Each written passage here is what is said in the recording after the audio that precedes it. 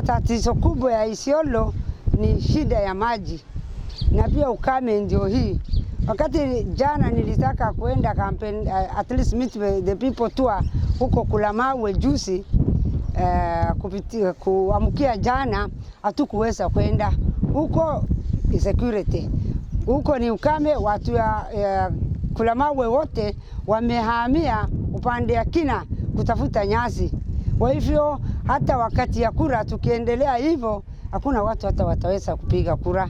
Hiyo ni tatizo kubwa sana ile watu wanaweza kuangalia.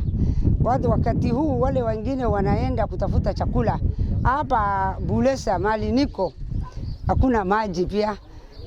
Biliko ni hivyo. Sasa the whole day mchana mzima hii jamii yetu wanatafuta maji kuliko wanatafuta chakula. Saizi kuna ukame sana na watu hawapati chakula. Ile kenye wanategemea ni mfugo na mfugo pia haipati majani, so wame shift from their home place for the search of green pasture kwa sehemu zingine.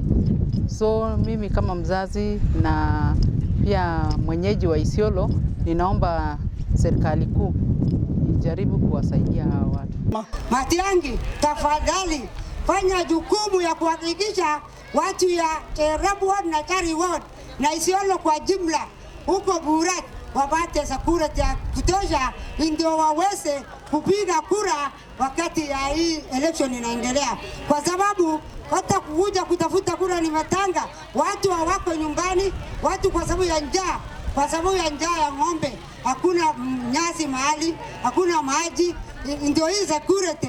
Kwa hivyo vitu zingine serikali it is the right of the people wapate protection kwa serikali, their life and their property. Watu wako na njaa, wanakufa na njaa. Hata sahi mali yote imeenda, ng'ombe zimekufa, mbuzi zimekufa, na ile iko zimekonda sana, hata soko hakuna, watoto ndio hao wanaenda shule.